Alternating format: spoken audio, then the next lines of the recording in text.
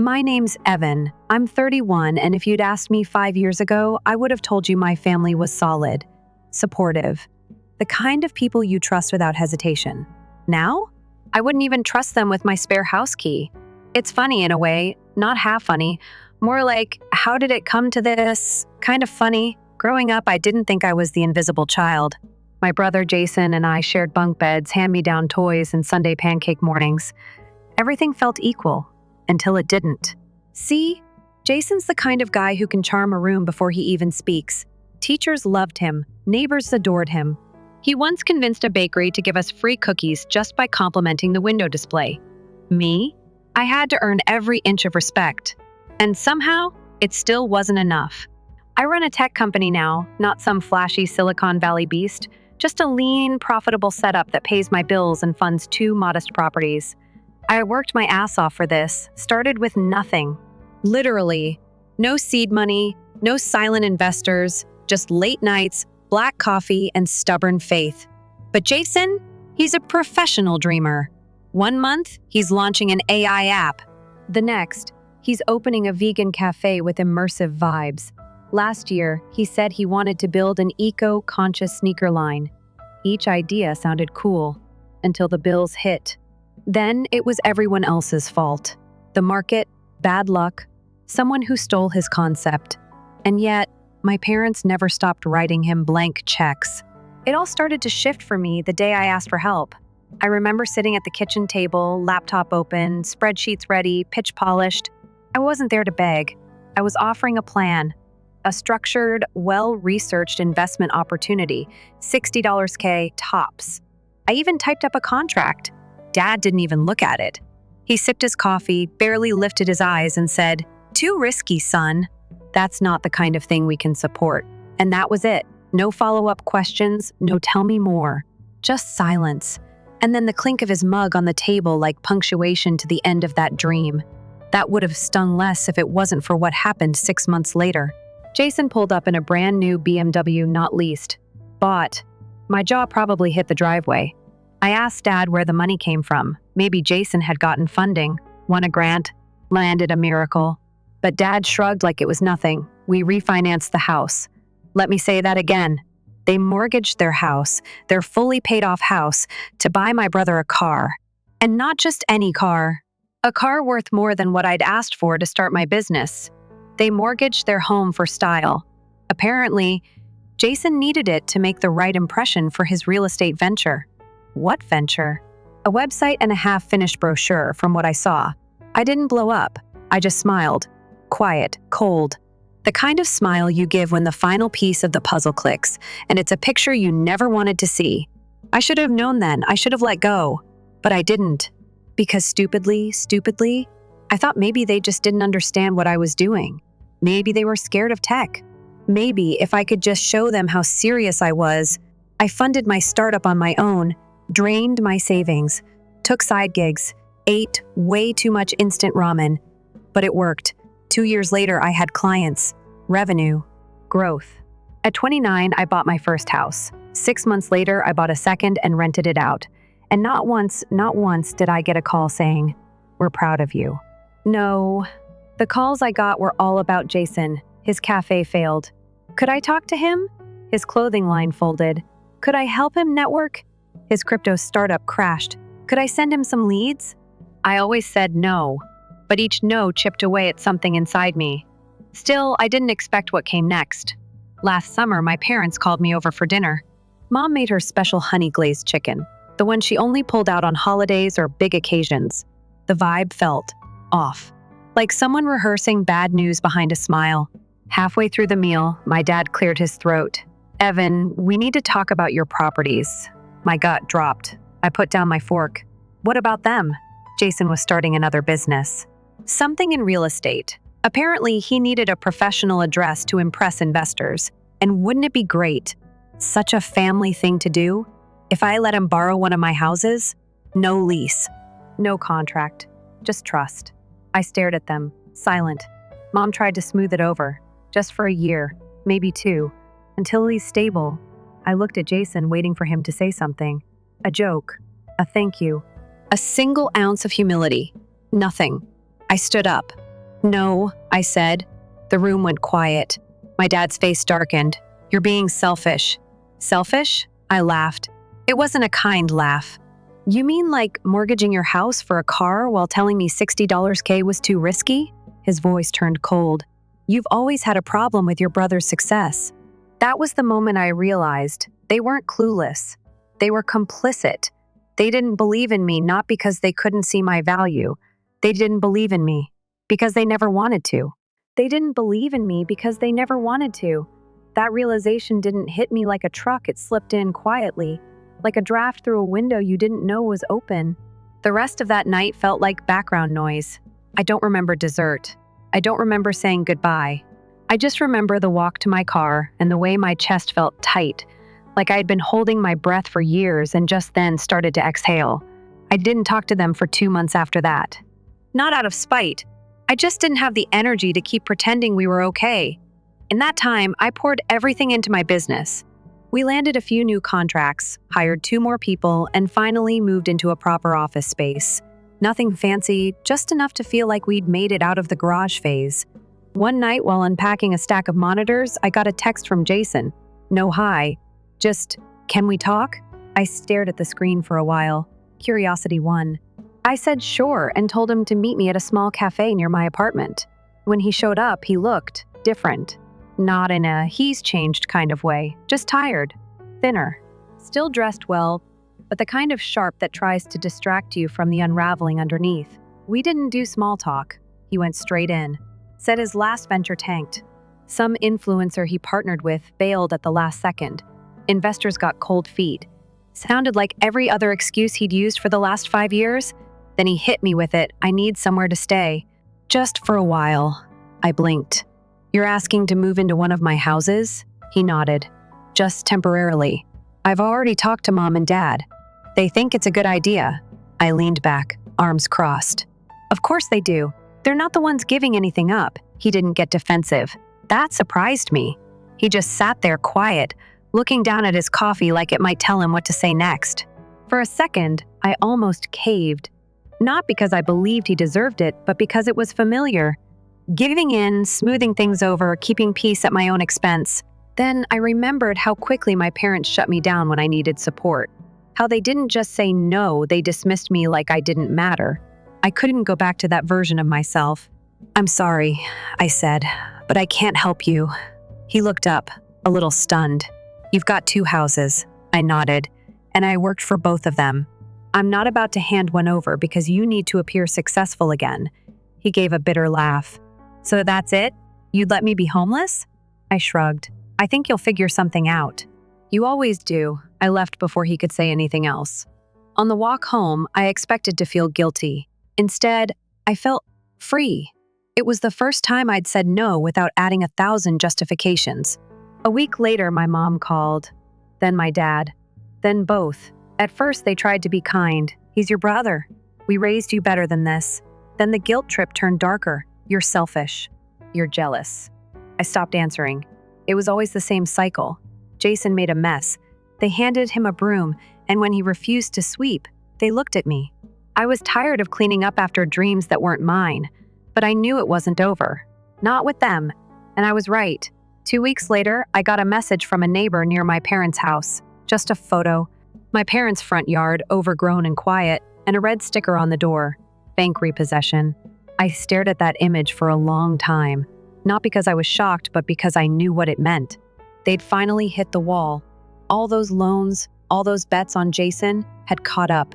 And I already knew what was coming next. That evening, they showed up at my door.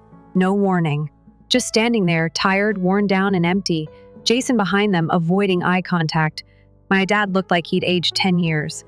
My mom's eyes were red. She didn't even try to wear makeup to cover it. They didn't yell this time. They didn't demand. They asked. Quiet.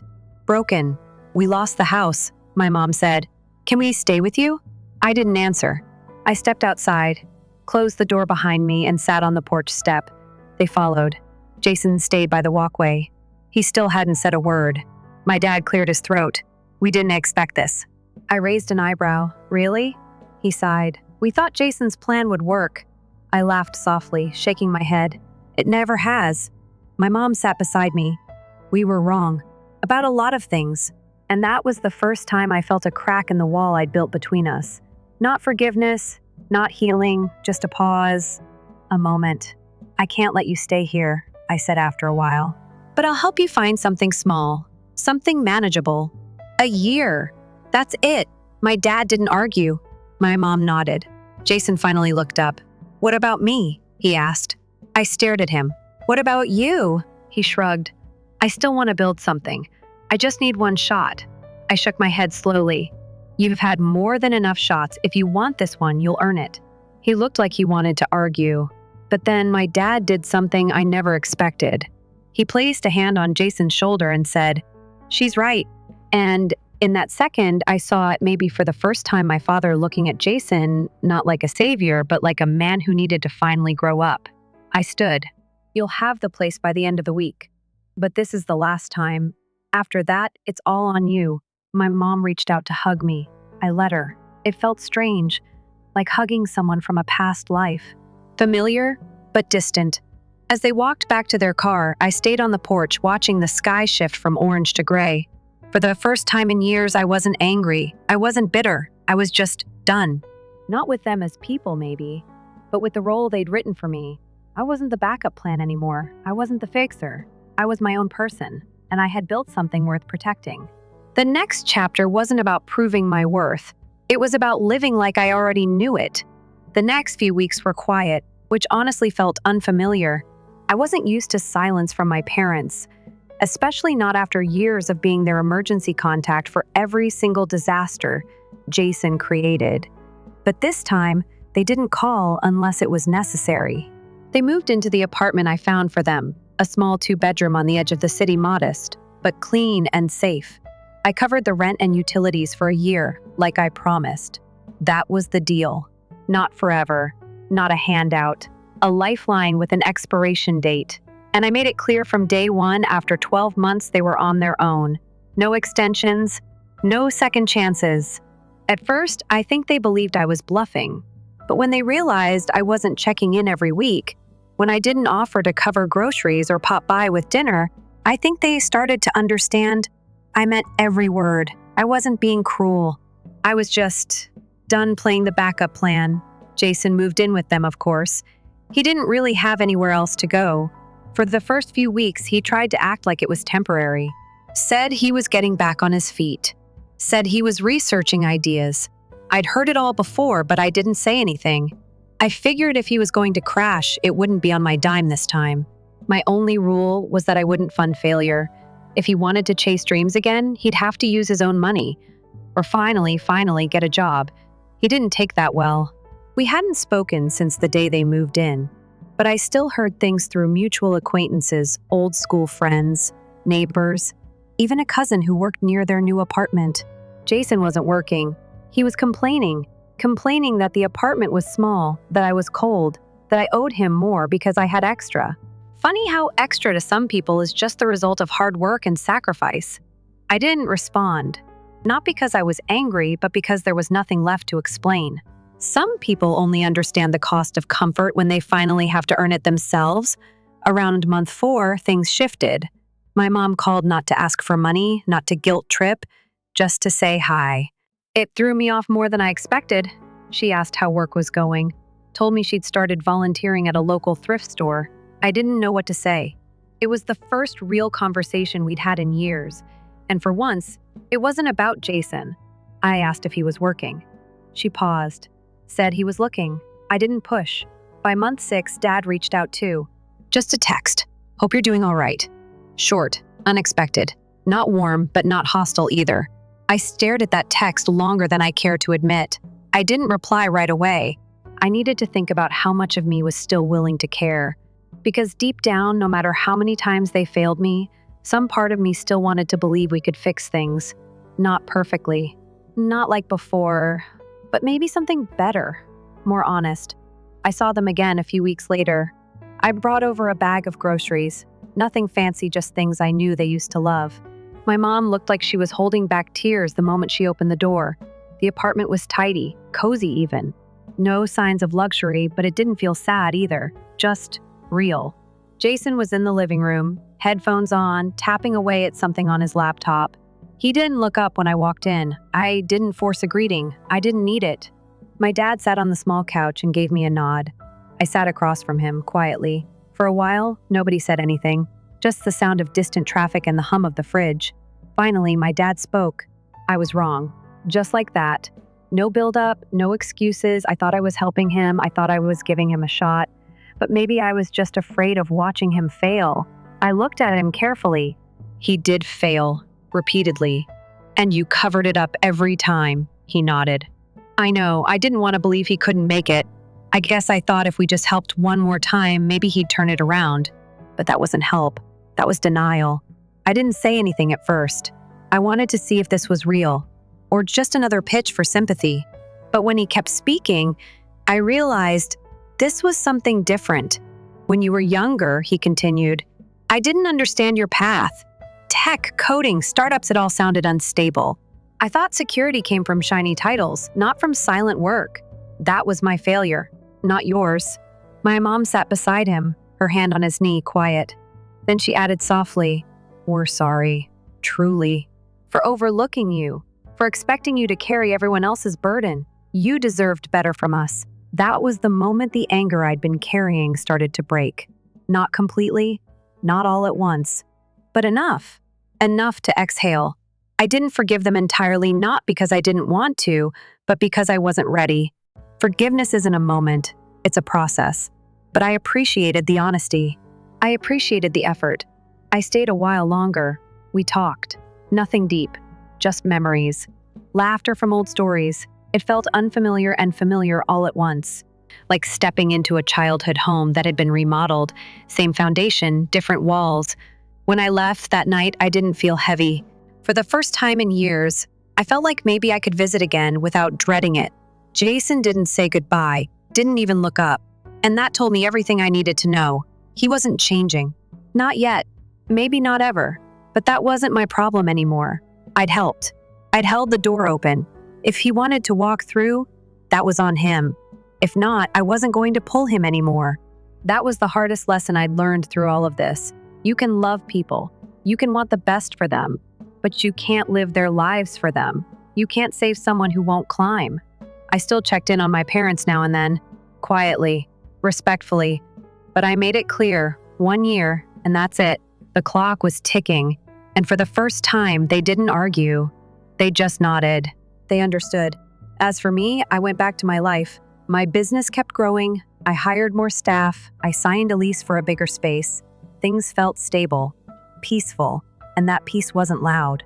It didn't come from revenge. It came from boundaries, from learning to say no, from finally believing that my value didn't have to be proved with sacrifices. I stopped chasing their approval. I stopped needing them to clap for me. I just lived.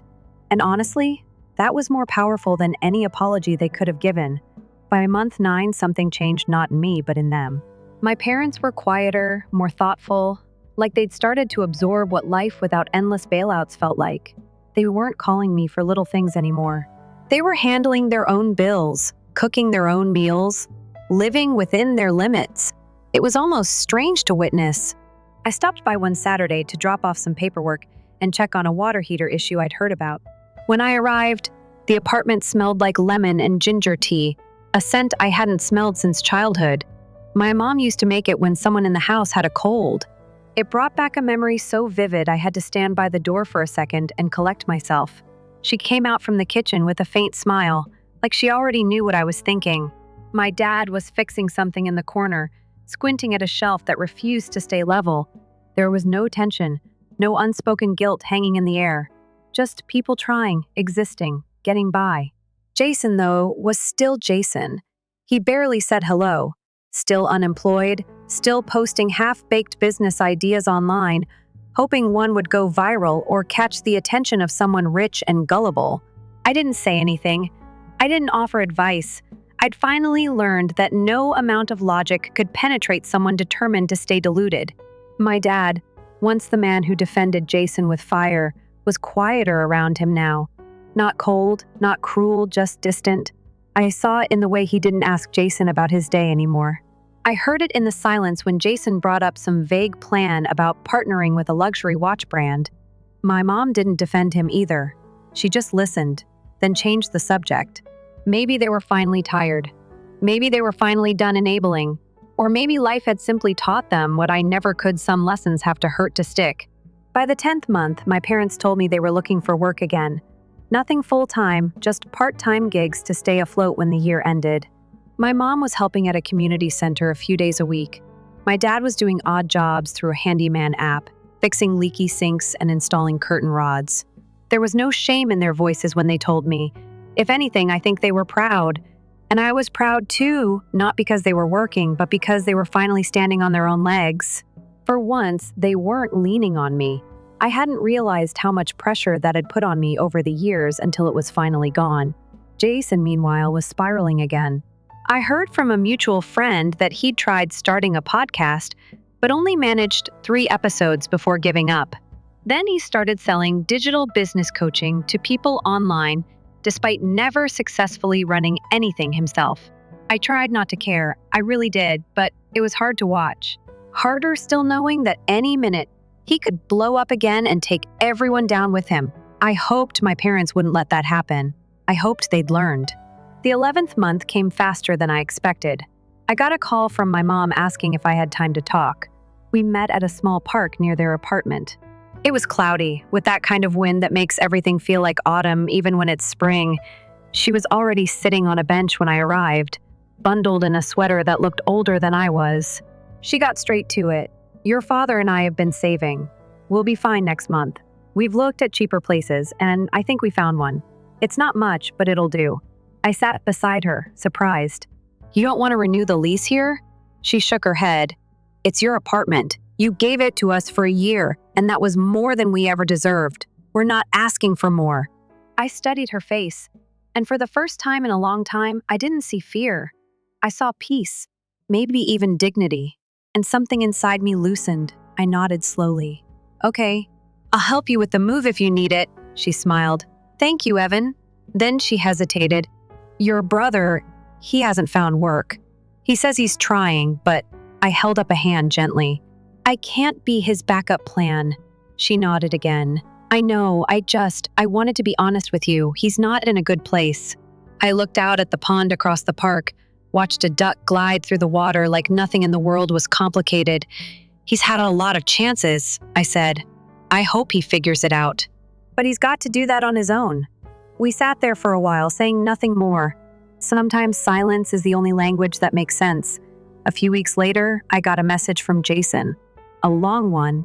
Longer than any message he'd ever sent me. It was a mix of frustration, self-pity, and blame. But buried in the middle was a sentence that stuck with me. I don't know how to do life like you do. I didn't reply. Not because I didn't care, but because I knew he didn't want advice. He wanted rescue. And that part of me, the part that used to jump in, no questions asked, that part was gone. Month 12 arrived, and like clockwork, they packed up and moved out. The new place was small, older, but it was theirs. Paid for by their own hands, no strings attached. I helped carry boxes. I fixed a broken cabinet door. I installed a curtain rod in the living room. My dad didn't ask for help, he tried doing it all himself. But when I stepped in to lift the heavy stuff, he didn't argue. He just said thanks. That word used to feel like currency in our house, given sparingly, rarely sincere. But now it felt real. After everything, they still hadn't asked for more. No requests, no guilt, just quiet acceptance. And Jason? He didn't come with them. He said he needed space to rebuild. I didn't ask where he went. I didn't offer help. If he ever wanted to truly rebuild, he'd have to learn how to pour his own foundation. That was the last time I saw him that month. And honestly, I didn't feel like I'd lost anything. My parents called me 2 weeks later to say thanks again. They told me they'd found a rhythm small, simple, but steady. And for the first time in forever, I believed them. Not because they said the right things, but because they'd done the right things. I didn't forgive them in one sweeping moment. It came slowly, piece by piece, like sunlight creeping into a room that's been dark for too long.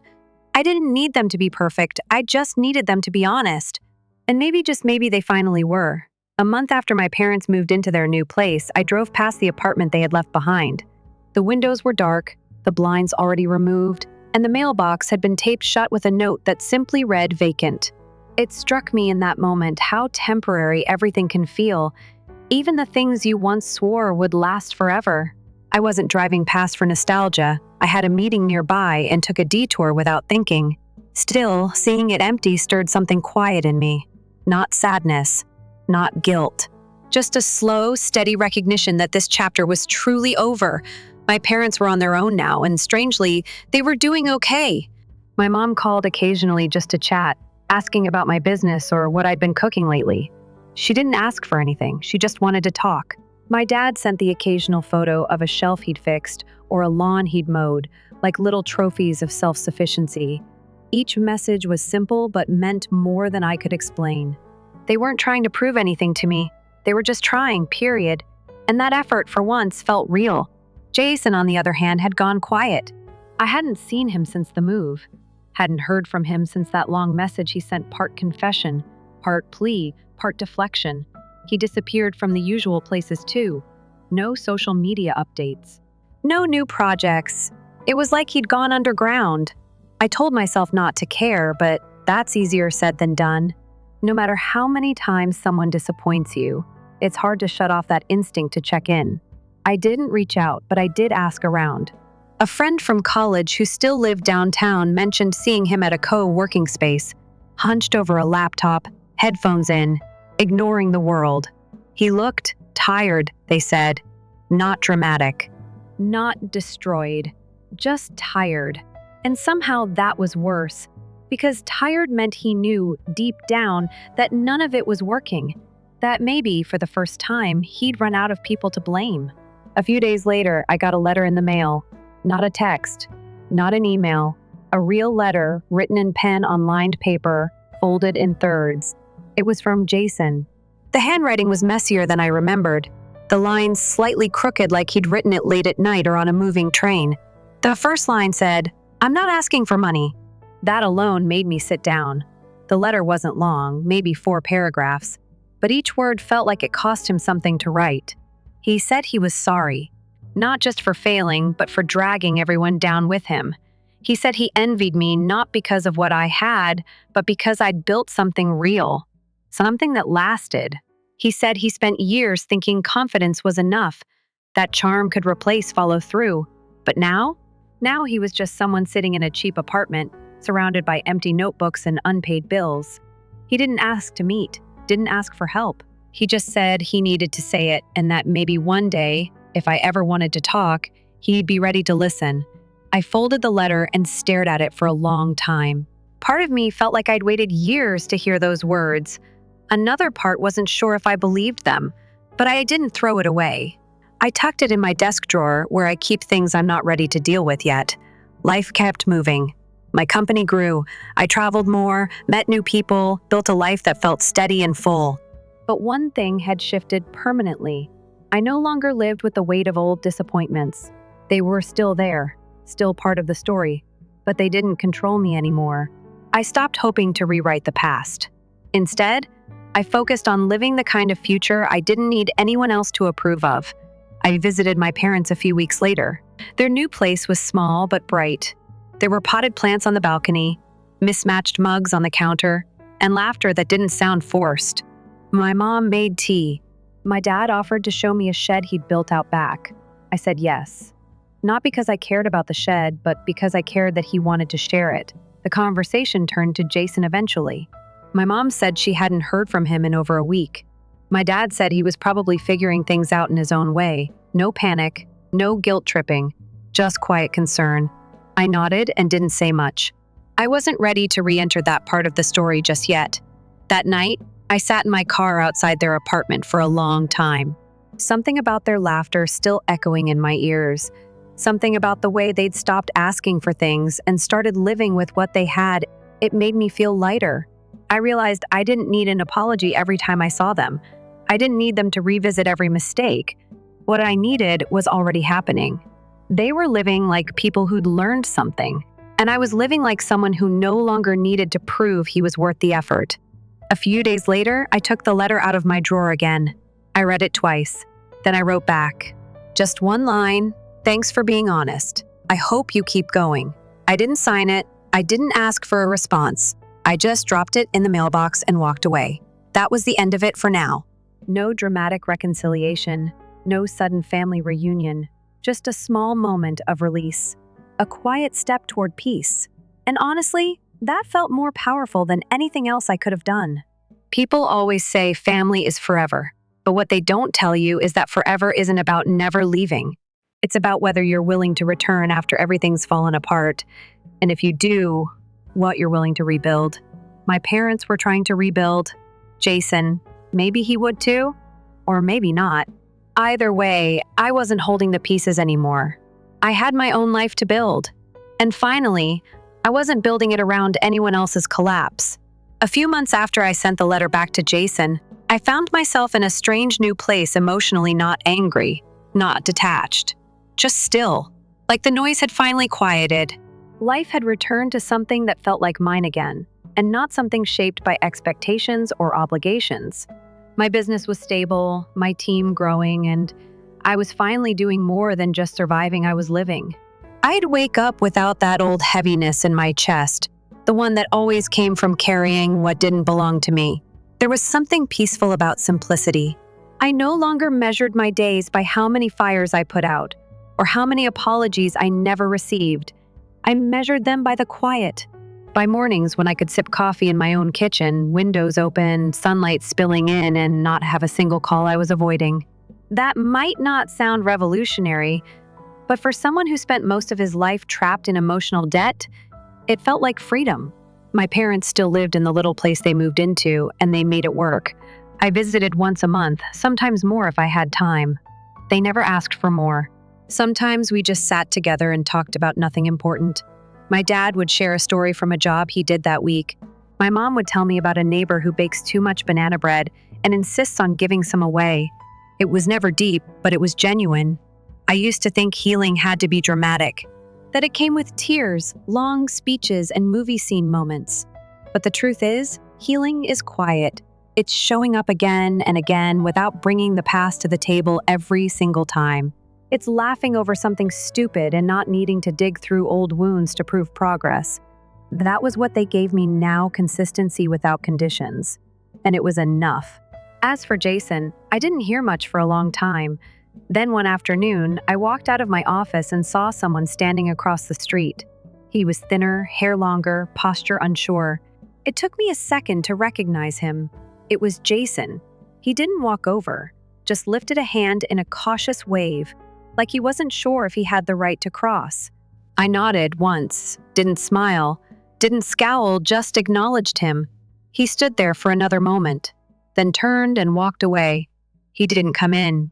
He didn't text later, and that was fine. Sometimes growth doesn't come with an announcement.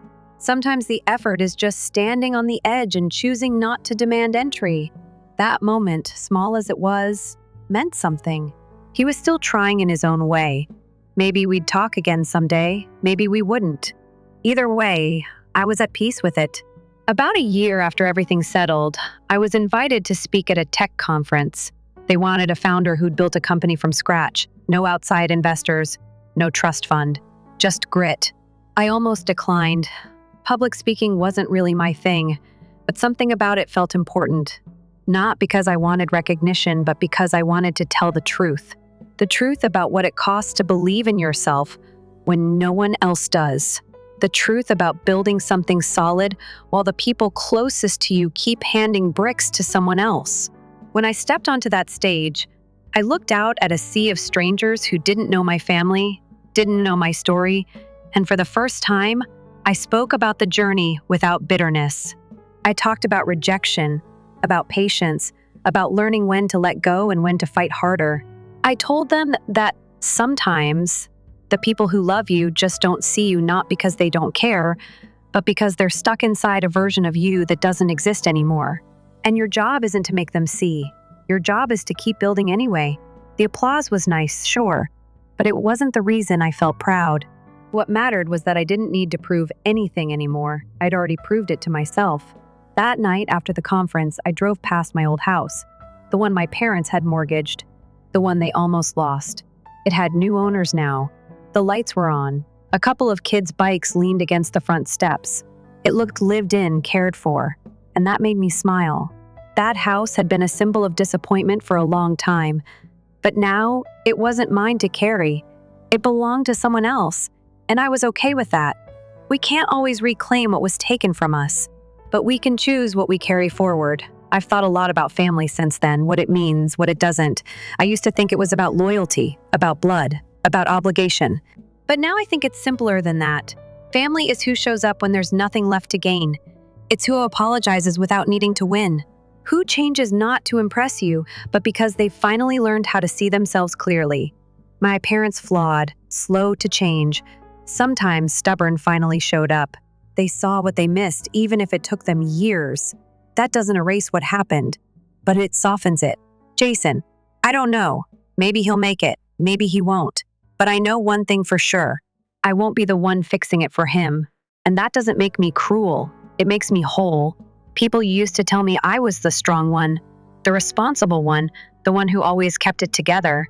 But strength isn't about staying quiet when you're hurt. It's about walking away when the silence stops serving you. Responsibility isn't about carrying everyone else's mistakes. It's about drawing a line and saying, "This is mine. That is yours. Don't mix them up again." And keeping it together, that's not strength at all. Real strength is knowing when to let go. I've let go now. Not out of anger, not out of revenge, but out of clarity. And in that space, something new has grown. A life that's mine. A peace that doesn't need to be earned. And a story that, finally, I get to write on my own terms.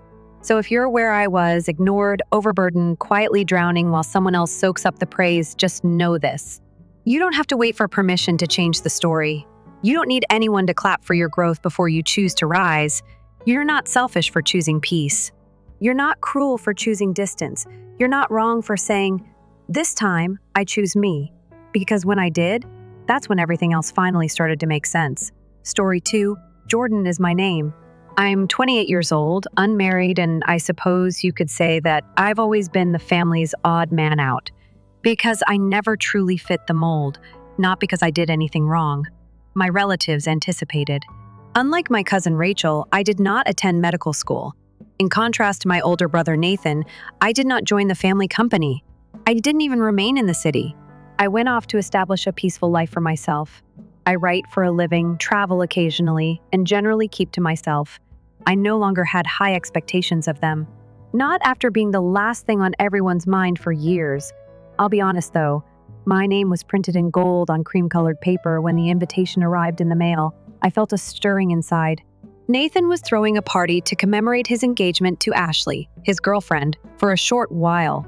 I had the impression that I may actually be included, as if I was at last being noticed. Nathan hadn't been in contact with me recently.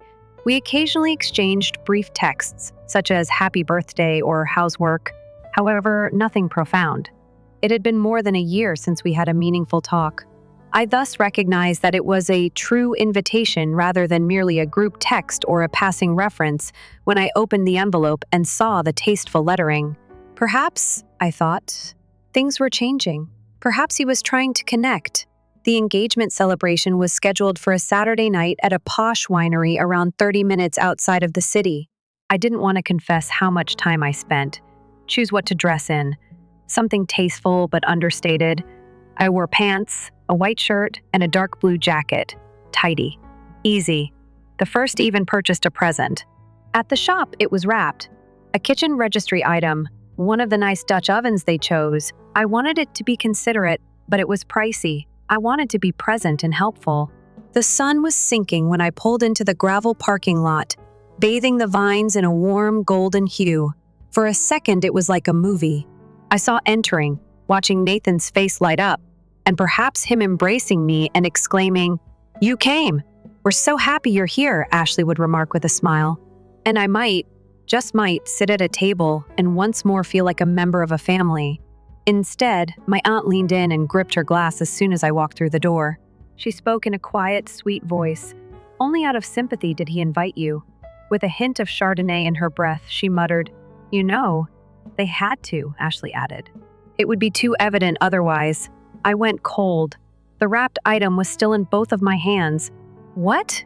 I thought I must have misheard, so I inquired.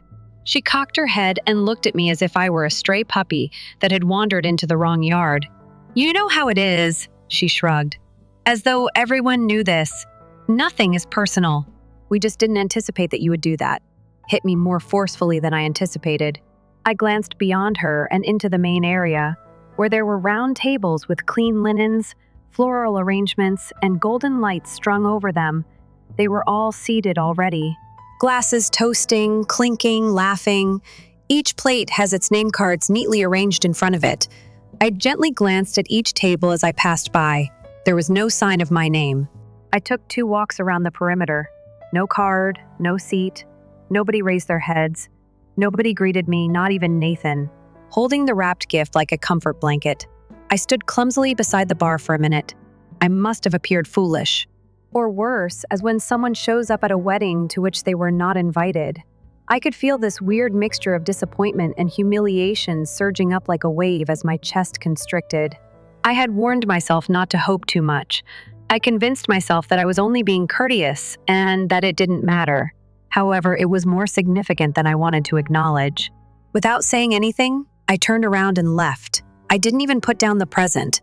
Like a human, I brought it back to my car, put it in the passenger seat, and sat quietly. I refrained from crying. I refrained from screaming. I just sat there looking at the dirt path ahead through the glass. I then took a car home. About it, I didn't post. No one was texted by me. I simply became silent. At 8:12 a.m., the next morning, my doorbell was rung. I still hadn't made coffee. With my hair in a tangle and wearing sweats, I opened the door.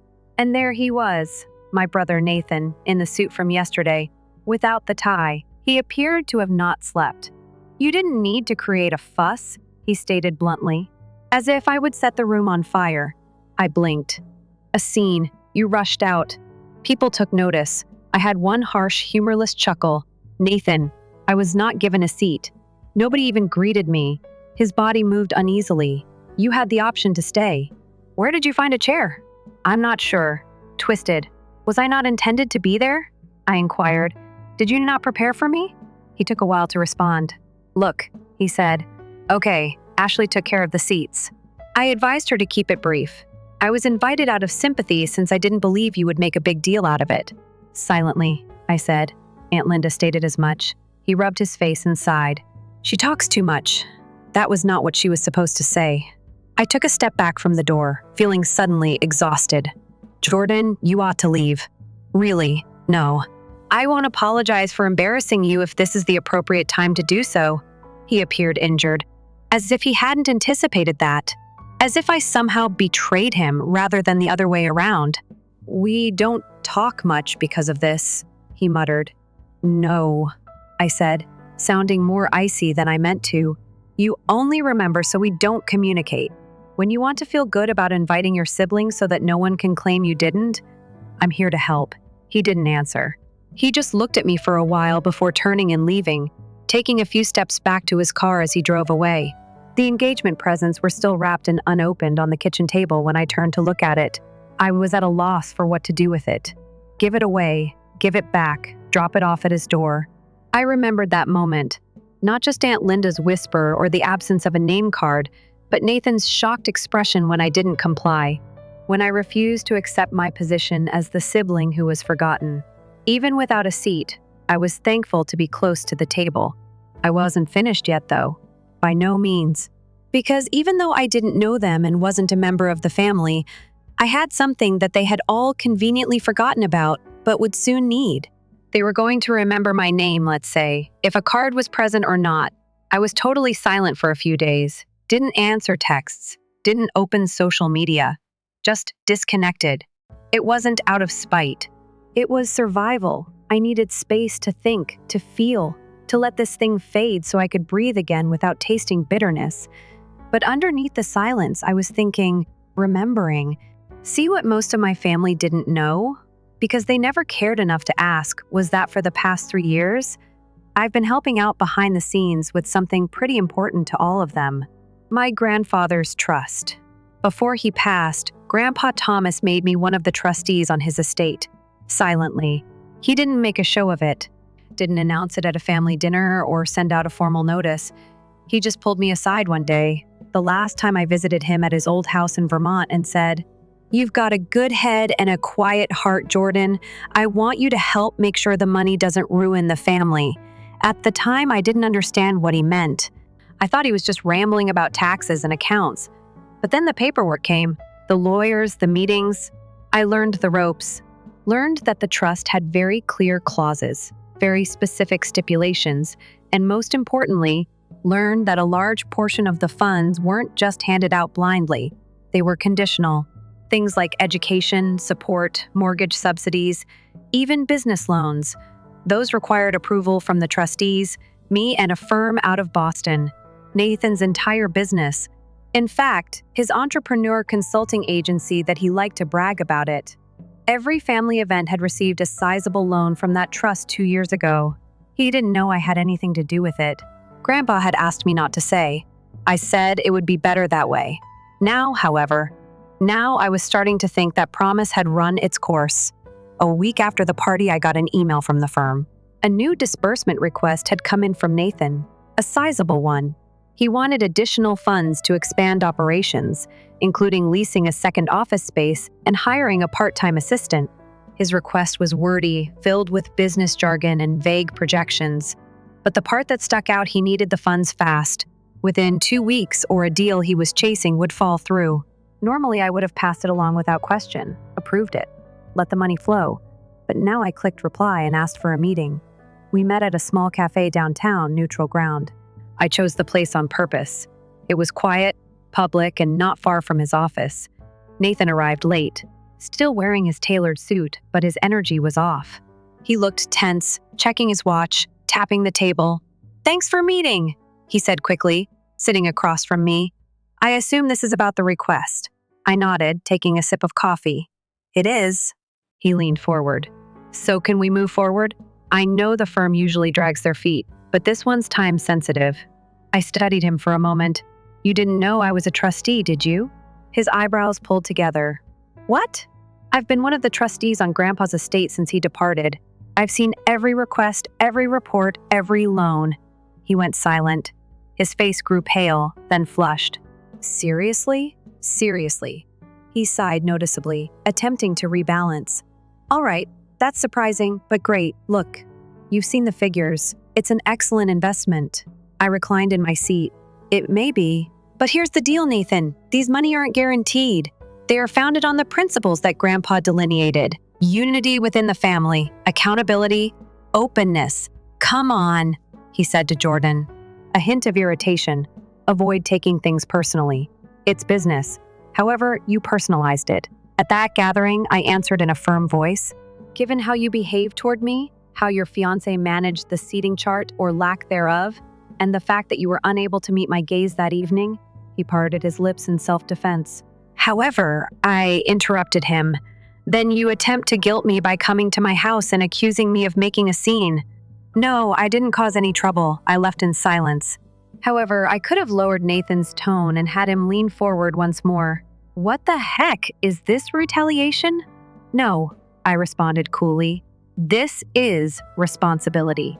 He appeared to want to reverse the situation, but we were in public, and he was more concerned with Nathan's reputation than anything else. So, compelled to grin, we sat back and said, "Look, I'll speak with Ashley. We'll make things right. If you want me to apologize, I will. I'm not interested in it," I said. "I want to know that you will show a bit more respect to the folks who built this trust if you want it to back you up again." He tightened his jaw. "Are you keeping the money as a prisoner until I behave well? That's what you may name it." I refer to it as preserving Grandpa's heritage. He nearly toppled his chair as he sprang to his feet. "You're amazing. How about you?" I said quietly. "You should be more cautious about treating others as though they are unimportant." He rushed out. I lingered and drank my coffee. I filed a report outlining my concerns on the request to the firm later that week. Uncertain ROI, dubious costs, a lack of transparency, and previous financing reports. Although I didn't refuse it outright, I did suggest a delay, an audit, and a more thorough assessment, so the monies wouldn't be authorized anytime soon. It was another 2 days before I heard from Nathan. Then I received a call one evening. She claimed it was Mom Jordan. She spoke sharply. "What are you doing?" I blinked. "Hello, Mother." "Good to hear from both of you. Avoid playing games." Nathan informed me that the trust monies are being blocked. That money is necessary for him. I got up and went to the window, rapping on the glass while gazing out at the rain. "You make a call now," she remarked. "You've always been so sensitive, as though that clarified everything. At the party, you didn't even give them an opportunity. You simply departed. We were humiliated by you. I made you feel ashamed. By refusing to seat at a table that didn't exist for me," I repeated. "You ought to have raised your voice." She lost her temper, made it work. "That's the role of family." I chuckled icily and resentfully. "No, Mother. Making room is what family does. Family members recognize when someone is being left out. Which family is this concerned about? You guys made my position quite apparent." On the line, there was stillness. "So, this is payback," she added. "No," I said. "I'm finally establishing boundaries with this. If it bothers you, you might want to consider why I ended the call before she could answer." However, I was aware that the call was only the first step. People who had never spoken to me were going to start popping up after the money stopped flowing, and not for the reasons they said they did. Less than 48 hours passed. My phone went from gathering dust to glimmering like it was New Year's Eve at the end of the week.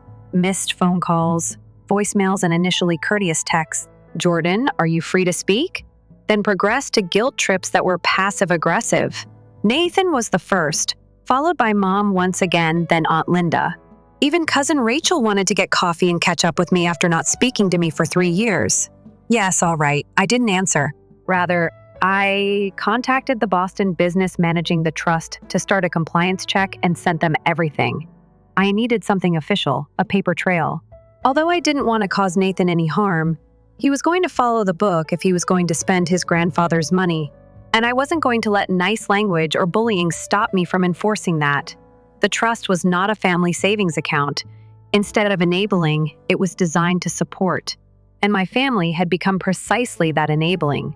Experts at the time, I began to hear rumors about my former community. Daniel, a buddy from my youth who was still employed at the neighborhood credit union, sent me a note. "Just so you know, I've heard that your brother's expansion has been postponed. He is citing problems with finance. Are you okay?" I assured him I was all right. Actually, it was better than good since I wasn't playing the silent background part for the first time in years. The wheel was in my hands. The repercussions started a week later. Nathan arrived at my place once more, but I didn't open the door. Once, twice he knocked. I then stood behind the crowd a third time. Part quiet, part crossed arms. He said, "I know you're in there. Don't do this, Jordan, please. You're going to take everything over a party," he said after pausing. He still didn't grasp it, so I chuckled quietly at that. The celebration wasn't the only thing at stake. It was about birthday meals and years of subtly excluded behavior. I learned about the group family holidays through Instagram interactions. Even though I wasn't invited, there were jokes made about me that no one gave any mind to. The celebration was just the start. It was the final straw. He stood there for another minute, and I observed him from the crowd. Then, at last, turned and left. No apologies, no voicemail, nothing but quiet. Then the true surprise arrived. I got a text from Ashley. The message was brief and courteous, but I nearly didn't recognize the number. "Hello, Jordan. I am aware of the stressful situation. Would you be amenable to us meeting alone?" For long, I sat with it. Even though I knew nothing about her, I was intrigued by the tone. It was not phony, it was worn out. We got together in a peaceful tea cafe close to my house. When I got there, she was sitting down already, wearing a sweater and pants. The socialite atmosphere she typically exuded at family gatherings was gone. "Thank you for coming," she stated earnestly. Seated, I remained vigilant.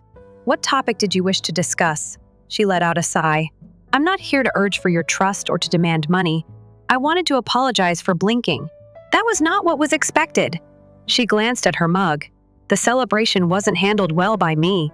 I ought to have seen to it that you were seated, a good one. I invited you because you earned it, not simply because Nathan begged me to." I remained silent. I simply listened. I assumed you were unconcerned. She acknowledged that you were the type of person who disliked large gatherings. Nathan used to tell me that you were okay with being left alone, but witnessing your departure in that manner, perhaps we've all misinterpreted you, I thought. I cocked my head. Did you not want me there then? She seemed embarrassed. No, initially, but not because to you. Because Nathan and you were strangers to me. He speaks of you as though you were this aloof, erratic wild card.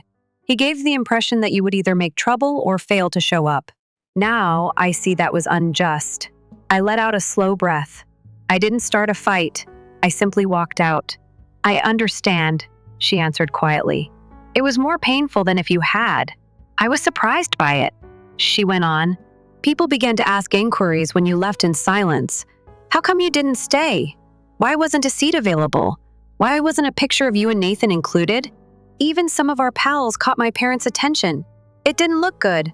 I crossed my arms. I am now a PR issue. She gave a headshake. No, you serve as a sobering reminder. For a while we sat there in quiet. Then she said something that caught me off guard. My goal is to put things right, not to restore the trust, not to correct Nathan, just to make this right. I kept silent. Still being careful. Processing is ongoing. She went on to say that you shouldn't be treated like a second-class relative, particularly when none of us recognized how many threads you were holding. Even though I didn't agree with anything that day, I thanked her for being honest and walked away with one thing on my mind.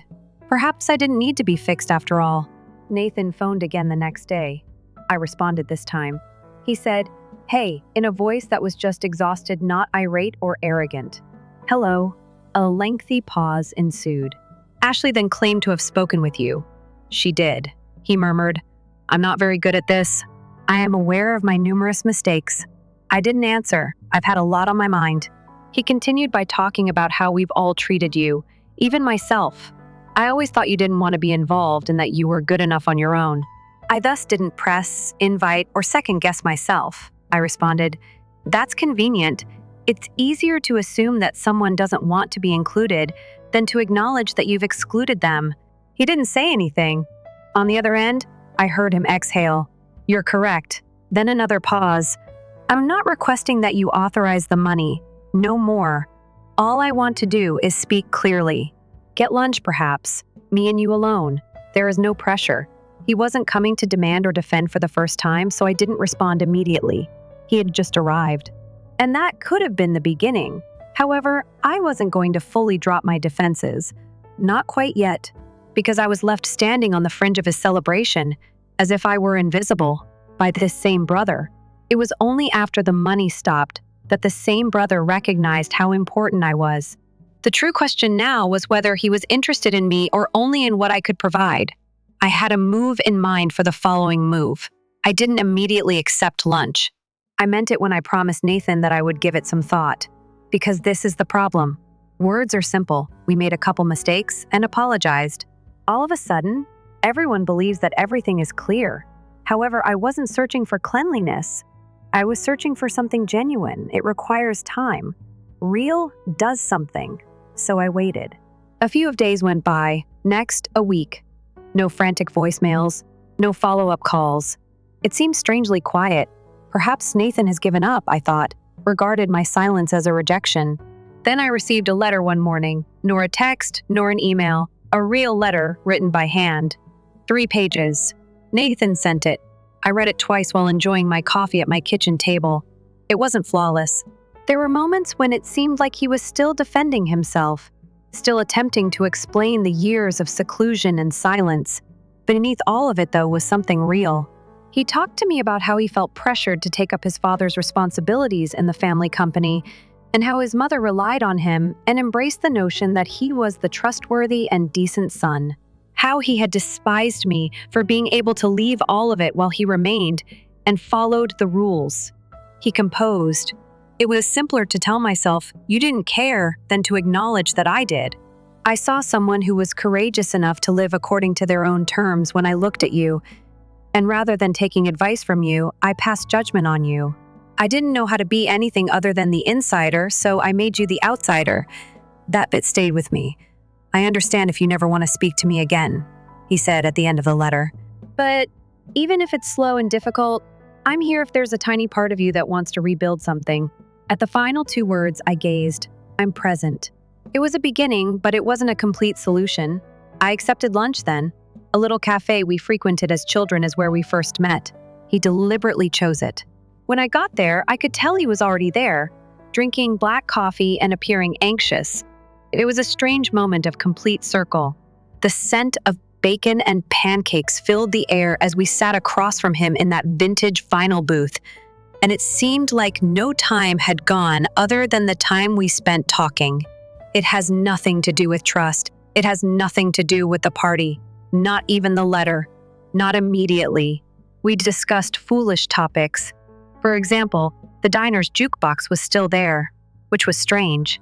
How Dad continued to refuse to get a new phone. How a video of Rachel's dog wearing sunglasses recently attempted to become popular on TikTok. We chuckled. It wasn't coerced, it was real. The discussion eventually veered into more complex territory. He inquired about my travels, writing, and my previous relationship, which ended a few months ago. I inquired about Ashley, his business, and if he was truly content, or only crossing things off an unseen to-do list for his family. I don't know that more than anything, he said when he paused. He said he was making an effort. At the end, we spoke for 3 hours. We didn't give each other hugs. We didn't weep. We didn't make grandiose vows to communicate. Let's try this again, we said. I meant it too. However, it wasn't the end. Still, there was the trust issue. You see, Nathan's business idea still had fundamental problems despite his best efforts. Some dubious expenditure had been discovered by the examination I had requested.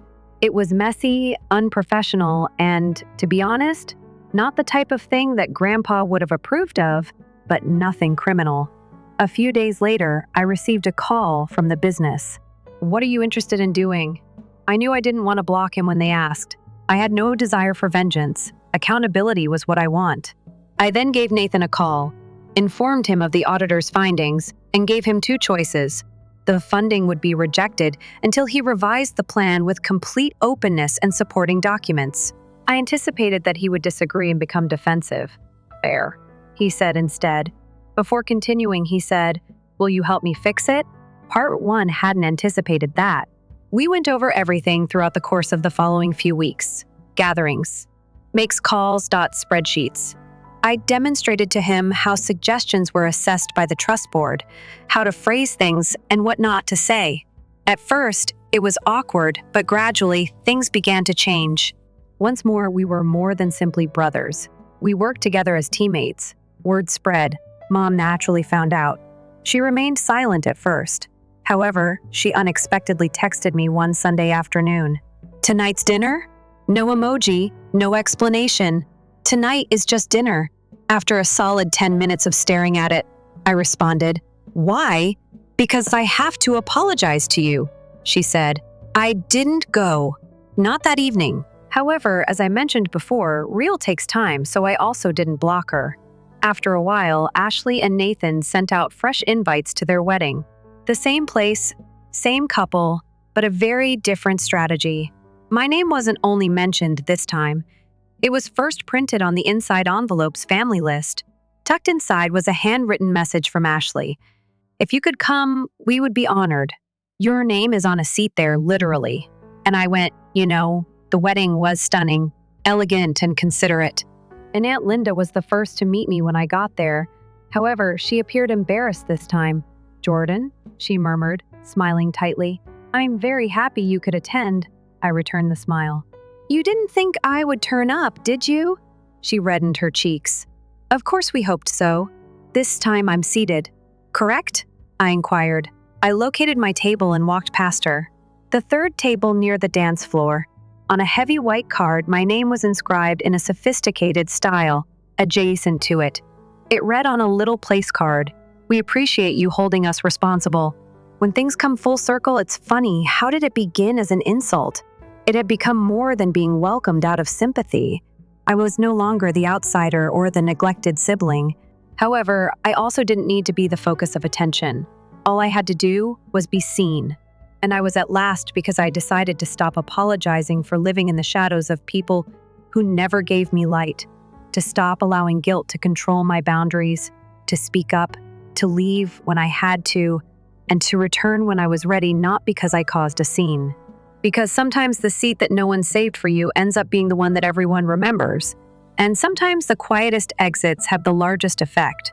Story 3, Daniel is my name. This is the tale of how, at the age of 27, I finally stopped allowing myself to feel like a supporting player in my own family. Amanda, my sister, is 2 years my senior.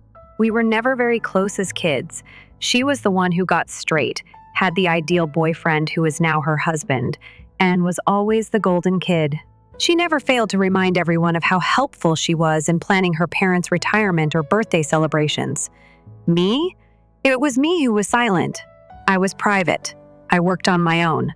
Despite our parents' wishes, I chose to attend art school rather than business school, and in some way that became my family's permanent identity. The striving, sensitive artist, even after I got a steady job and got an apartment of my own. However, until Amanda's wedding, I didn't mind it all that much. Last year, Amanda revealed her engagement during our parents' Christmas dinner, replete with a presentation. I'm not kidding. The whole family appeared to go crazy. All of a sudden, Amanda was this and Amanda that. Just to discuss Amanda's wedding arrangements, my mom began phoning me. Every family communication became a barrage of venue images, bridal shower reports, and countdowns to the wedding. I initially assumed that she was the bride. Give her a chance. I sincerely told her that I was thrilled for her and even complimented her. But gradually, I became aware of things. Amanda, for instance, never invited me to join the wedding celebration. I wasn't very surprised by that. However, some work has been done. Later, I saw pictures of my cousin Tyler, whom she barely sees once a year, standing next to her in a tux, and her fiancé's younger brother carrying her veil. There were 10 individuals on each side, which surprised me because I thought it would have been a modest gathering. 10? Naturally, I was just invited as a guest. No words. Don't read. Not worth mentioning. I still make an effort not to get upset about it. Perhaps she thought I was preoccupied with work. Perhaps she simply assumed I wouldn't be interested in that sort of stuff. I kept telling myself that over and over. The rehearsal dinner followed. I arrived on schedule, present in hand, appropriately attired. Amanda hardly gave me a look. At the opposite end of the table, she was giggling with her bridesmaids, and as I approached to greet them, she gave me one of those phony grins that waiters wear throughout the evening when they're irritated. I didn't actually hear from anyone. Not Dad, not Mom, not even my aunt, who frequently asks me whether I'm seeing someone. I experienced a strange sensation in my chest when I walked out, as if I had just seen a film in which everyone but me knew their lines. I remained silent. I simply said my goodbyes and drove quietly home. Nevertheless, I arrived the next day. The event took place at this stunning lakefront location, complete with sparkling lights and white roses. I stepped into the reception hall in search of the seating chart, wearing my nicest suit and carrying the ridiculously expensive Vitamix that Amanda had put on her register. I sensed it at that moment, that instant. You know, when your head attempts to catch up as your stomach kind of falls, not even written like the others, my name was scrawled in the chart's lower corner, written by hand. Amanda's place cards for the others were beautifully calligraphed. Mine appeared to be a last-minute addition, and because it was so hardly readable, I had to confirm that it said Daniel, table 19. One of the ushers escorted me through the main hall, out the side door, and into a strange side alcove close to the bathrooms after looking at the chart, and then at me when I asked where it was. And a foldable chair appeared. No table 1. No decorations, no other visitors. My name card was pinned to the back of a single white plastic chair. The kitchen entrance, where waiters hurried in and out with trays of food, was right across from it. I gazed at it, convinced that something must be wrong. Then Amanda's maid of honor passed by, looked again, and remarked, "Oh, yeah, you'll be fine back here," she said. She shrugged weakly, as if she felt sorry for me, then left before I had a chance to reply. Stunned, I stood there. Every table in the main hall was occupied as I looked around. The best seats were even reserved for our Ohio third cousins. Amanda and her new in-laws were clinking glasses at the head table, and I could see them smiling. She didn't give me a sidelong glance.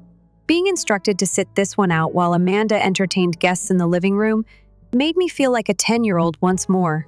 I gritted my teeth, went back to the corridor, and walked stealthily over to the cake table. It was close to the dancing floor at the front of the room. I purposefully positioned the Vitamix gift bag in the middle of the table and left without a word. No announcement, no drama, nothing but quiet. As I went outdoors into the cold evening air, I briefly felt tears prickle the corners of my eyes. I was angry, not because I was depressed. I'm angry that I allowed this to occur once more. I had repeatedly reminded myself to be understanding, to extend grace to others, in order to avoid embarrassing situations. I heard my name being called from halfway across the parking lot. When I looked around, I saw Amanda racing across the gravel lot in heels while wearing her bridal gown. In one hand, her bouquet was partly forgotten, and in the other, her hair was a little frizzy. Daniel. She gave another call, more volume. She spoke shakily. I remained still. I simply watched her stand there like a twisted romantic comedy scenario. However, it wasn't the groom who was in the race. A few steps away, she came to a stop, out of breath. "Where are you heading?" As if that weren't apparent, she inquired. "You seem to have said that rather clearly," I said. Her expression dropped. "Hold on, may we speak?" However, I didn't answer. I simply looked at her, hoping she would say something insightful, something tangible. And it happened as she was about to speak again. I held out my hand just enough to halt her, but not in a furious manner. "No," I said. "Not in this place, not in this manner." Amanda blinking, perplexed. "Daniel, I'm getting married today." I exhaled a little breath, the kind that's half bewilderment, half laughter. That's right. And for some reason, that implied that I wasn't even worthy of a table. She seemed to notice for the first time that we were standing in the center of the gravel lot in front of the venue as she glanced about. Vehicles were parked in tidy lines. Some of the guests were looking out the windows, while music floated from the open doors of the reception hall.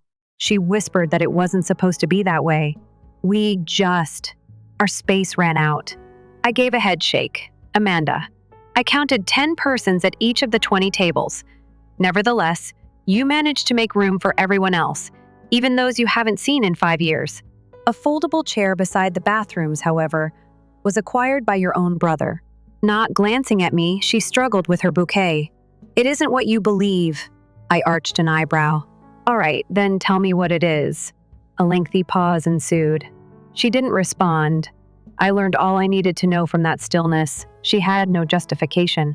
Or perhaps she did, but she didn't believe I should be told.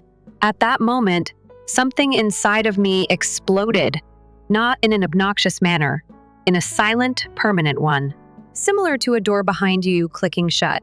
"You know," I said in a cool but acerbic tone, "you have always come first in my life, second only to your major announcements, boyfriends, and grades. Every family meal, every birthday, every Christmas. Amanda's story has always been told. Daniel has just arrived. I also never voiced any complaints, not even when I arrived. I offered assistance. I found your jokes funny. I believed that's what family did, so I let you shine." At last, Amanda looked directly into my eyes. She had glassy eyes. "I didn't mean to say this, Daniel," I interrupted her. "This was intentional. You remembered me. You undervalued me. You placed me in a location where no one would notice me. I had no one to talk to. I became invisible because of you. What's worse is that I dressed up and brought you a present. Perhaps I'm thinking. Perhaps things would be different this time." Her mouth trembled. I was simply anxious. "I assumed you would understand when the planner said we had too many guests. That line is always clear to you. You always understand." I almost laughed again, but there was no humor left. "Yeah, that's what you've always counted on, isn't it?" She stepped closer, lowering her voice. "Please don't do this right now. Everyone's inside." I gestured back toward the venue. "Then go back inside.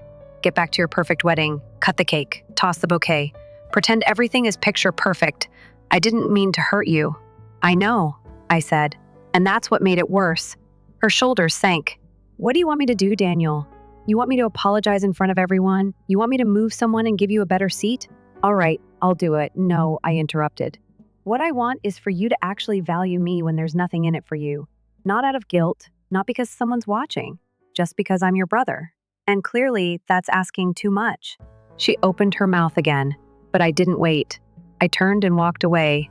I didn't look back, not even when I heard her start to cry, not even when she said my name again. I got in my car, closed the door, and just sat there, hands on the wheel, heart pounding. I didn't start the engine. I just stared out at the venue through the windshield, thinking about everything. The years of little slights, silent dismissals, jokes at my expense, the way our parents always shrugged it aside. That's simply how Amanda is. The way I always urged myself to suck it up, to let it go. But that night, I didn't let it go. I let it sink in. And as I sat there in the driver's seat watching the reception hall, lights flicker beneath the trees, I understood something that impacted me more than any of her remarks. If I hadn't gone away, she would have let me sit in that corner all night, alone, unseen, disposable. That discovery didn't make me angry. It made me chilly, numb. A tap on my window shocked me. I turned, expecting Amanda, but it was my mom. Halfway down, I rolled down the window. Softly, as if speaking to a stray puppy that had come too close, she whispered, "Daniel, how come you're out here? How does it appear?" Not rudely, but not in a kind manner, I answered. She let out a sigh, obviously irritated that I was creating a fuss. "Inside, your sister is weeping. You can't simply leave like that." "She didn't weep because of me," I said. "That was her own doing. You're going overboard. To overreact is the term. Growing up, I had heard it 100 times. Every time Amanda took anything away from me, I became angry, or I ventured to point out the unfairness. I gazed at her. "Where did she place me, did you know?" Mom blinked. The seats were a little close together. We advised Amanda to limit the number of guests she invited. "On a folding chair beside the restroom, you allow your only kid to sit?" "Mom, it's not really important." Once more, there it was. I inhaled deeply. "Do you all believe that scraps are okay with me? Do you believe I'll be happy no matter what? That I'll be there forever?" Quietly applauding from the sidelines while Amanda takes center stage. She folded her arms. "Her day is being ruined by you." "No," I said. When Mom determined I wasn't important enough to sit with the rest of the family, she did that. Mom's jaw dropped wide, most likely to criticize my exaggeration, how I had to consider Amanda's emotions. But before she could say anything, I rolled up the window. Only then did I turn on the engine as the vehicle departed the venue.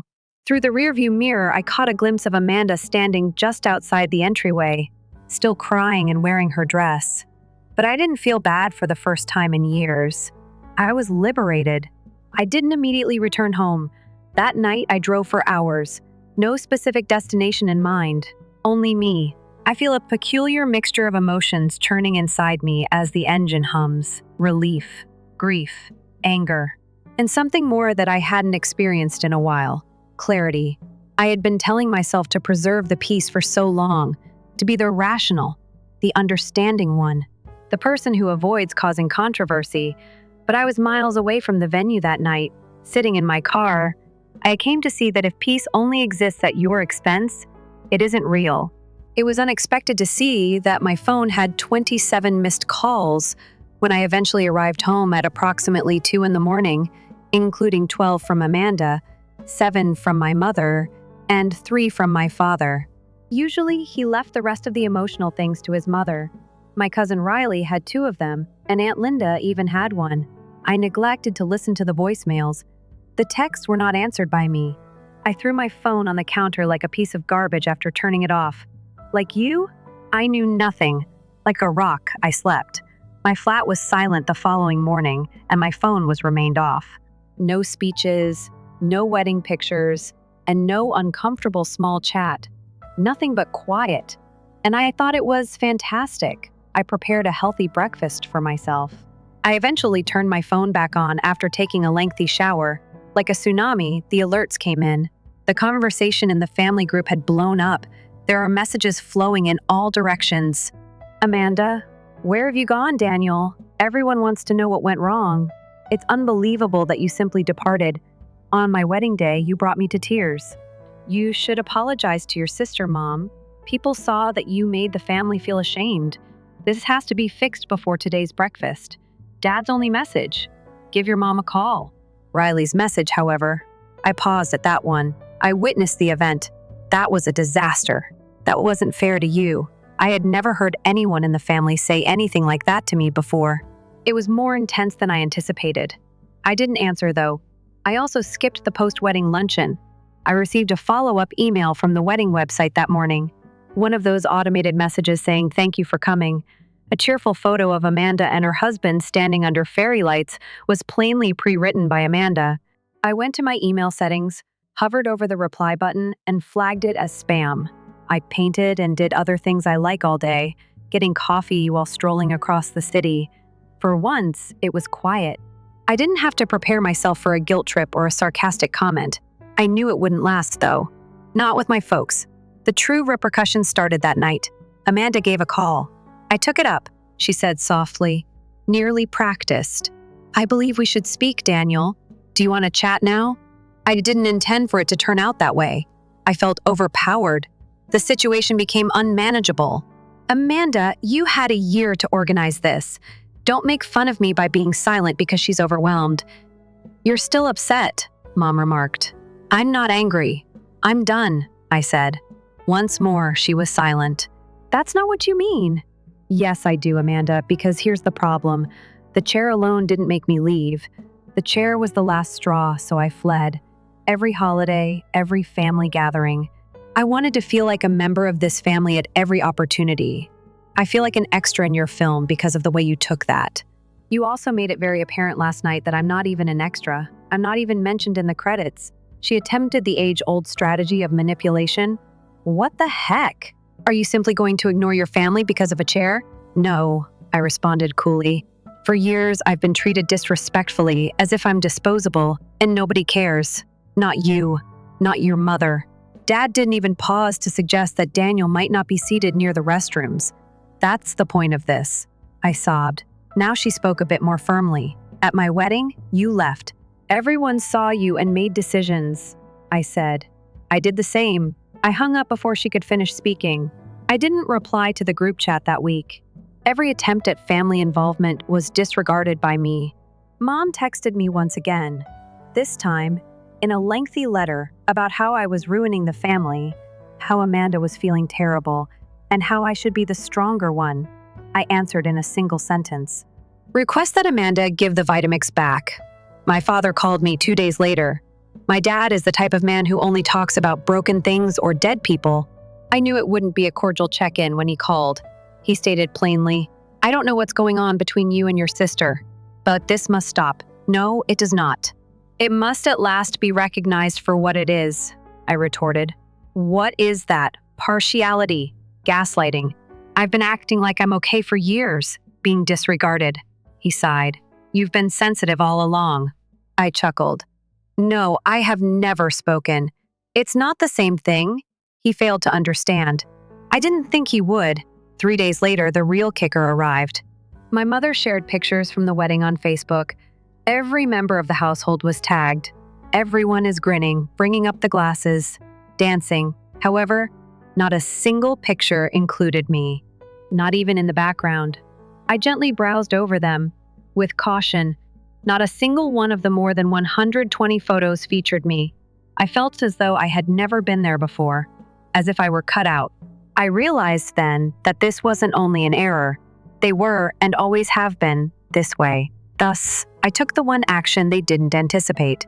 I uploaded a picture of myself. It came from the morning following the nuptials, a mural I created years ago, with myself standing in front of it, my face in the sun, cradling a coffee. Caption, "Walking away isn't always dramatic. It's required at times." It received more likes than the whole album of Amanda's wedding. Co-workers, college friends, and even Riley left comments with applauding and heart emoticons. "I always wondered why you were never at family stuff." Someone privately messaged me.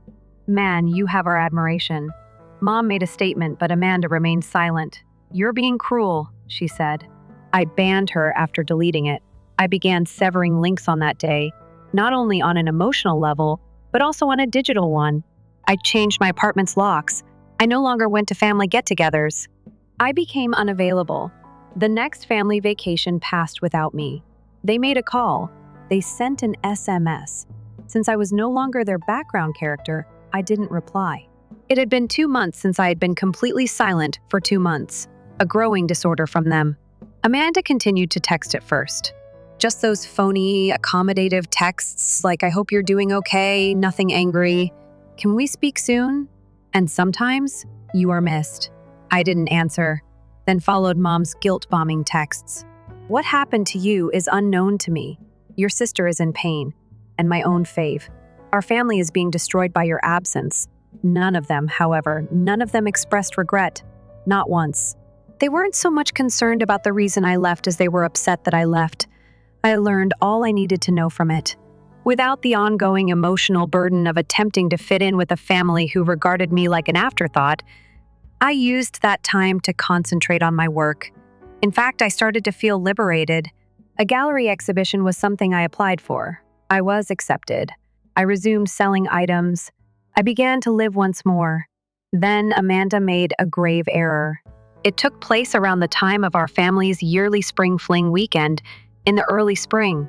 Mom came up with the corny moniker years ago, when we would rent a cabin, overindulge in marshmallows, and spend 3 days acting like a happy family. I clearly didn't go this year. However, Amanda took a different action. On Facebook, she shared an open letter. "Wherever you are, my brother," she wrote as the title. It was lengthy, meandering, self-deprecating, full of emotional manipulation and half-truths. She wrote about how fleeting life is, how she never intended to cause me pain, and how she hoped I would have the capacity to forgive. Up until she said the sentence that left me speechless, that section seemed almost beautiful. Daniel has to realize that weddings are hectic and that individuals are often forgotten. I had assumed he would be more powerful than that. It never occurred to me that he would desert me on the most significant day of my life. Boom. It was there. The shifting of responsibility and narcissism. Under the pretext of recovery, the whole reason I first left was posted publicly for hundreds of people to view. Naturally, the post became quite popular among our friends and extended family. People expressed sorrow in dozens of comments, stating things like family is everything. Even though brothers may be so emotional at times, you did your best. Then I was singled out by someone. A college acquaintance of Amanda's who had met her once and could obviously see through her BS. "Didn't you put Daniel on a foldable chair beside the restroom?" he wrote. LOL. It seems like some important things are being omitted. It was the dam's fissure. All of a sudden, there were additional inquiries. A few distant relatives privately messaged me to inquire about the veracity of her statements. According to one, she even gave the impression that you simply stormed off without warning. Someone later informed me, however, that you weren't even sitting with the family. I saw a chance, but I didn't explicitly answer. I published my own open letter a week later, but not on Facebook. I wrote an entire blog entry with pictures. A dish of mostly consumed cake was resting on a trash can next to the folding chair where I was seated in the first picture, which was beside the restrooms. Just before I left that evening, I had taken a picture of it with my phone. I wrote the narrative after that, the whole tale. I described how, at every significant family gathering, I had been treated like an afterthought. How Amanda really put me outside the reception area after handwriting my name on a place card. I was informed directly by our maid of honor. "You'll be all right back here," she said. I refrained from venting. I didn't criticize her persona. I simply calmly conveyed the facts. I also sent an image of the wedding registry confirmation, which clearly shows timestamps, proving that I had given Amanda a $600 Vitamix, which she never recognized or returned. I concluded with this: it's never easy to leave your family, but it's more difficult to remain in a place where you're continually made to feel invisible. Amanda's wedding was not ruined by me. When she determined I wasn't worthy of a place at the table, she took that action. Literally. Quietly, I left. She went public. Here's the truth now. Whatever you want to do with it. Many people shared that post, enough but not viral. The word got across our social networks. It was supplied by my former art professor. Riley did too. Some of Amanda's own friends even sent encouraging comments, such as, "Wow, I never knew. That's terrible." In fact, this clarifies a great deal. Amanda remained silent, but 2 days later, my mother called me angrily. Posting that online was not your place. Amanda didn't either. She was attempting to contact you, I added. No. She was attempting to steer the story. I'm done allowing her after I lost it. Then I heard it, my mother's first genuine quiet in years. Not the passive-aggressive kind, the sort of stunt. The type where she may have comprehended for the first time that I would no longer roll over. I didn't end the call. I waited. She concluded by saying, "You embarrassed the family." I chuckled. No, Mother. I was honest. The two are not the same. I then hung up. I didn't talk to her again for a long time after that. I received an item in the mail 3 weeks later. No return address, no note. Within the Vitamix, sealed. That alone would have been fulfilling. Kamal, however, was not finished yet. Amanda's little prank turned out to have repercussions. Tessa, the maid of honor who commented on my seat and one of her bridesmaids, was a graphic designer who also worked as a freelancer for a site dedicated to wedding preparation. She apparently used Amanda's wedding as a warning since she had been subtly horrified by the entire wedding turmoil. How Not to Treat Guests at Your Wedding is the title of an article. The foldable chair, the location of the restroom, and the "you'll be fine back here" statement were all the same, even if she altered the names. The article went viral. Reddit, wedding forums, and even a BuzzFeed article titled "Top 10 Worst Wedding Seating Disasters" shared it. It wasn't simply that Amanda looked awful. She turned become a meme. In one of her wedding photos, Amanda is shown laughing at the head table with a visitor obscured in the background. The act of carrying a foldable chair came to represent poor wedding manners. Eventually, she canceled her Facebook account. Riley texted me shortly after that. "Have you read the article?" Amanda refuses to leave her home, according to her irate mother. Since the world finally saw what I had long known, I chose not to reply. Amanda wasn't a lucky kid. She just didn't anticipate that she would become the object of my pity. I continued to paint. My first solo display was presented by me. Empty chair, a minimalist portrait, was the item that received the most attention. Only a stark white folding chair against a background of echo and darkness. I never told anyone about it. People saw it and understood, so I didn't have to. Months later, this was the last text message I received from Amanda. "I had no idea that you felt that way. I apologize. I wish you had informed me earlier." I didn't respond. Some stories are better kept as completed paintings, and some apologies are only spoken when the harm is irreparable. Keep quiet, complete, and still.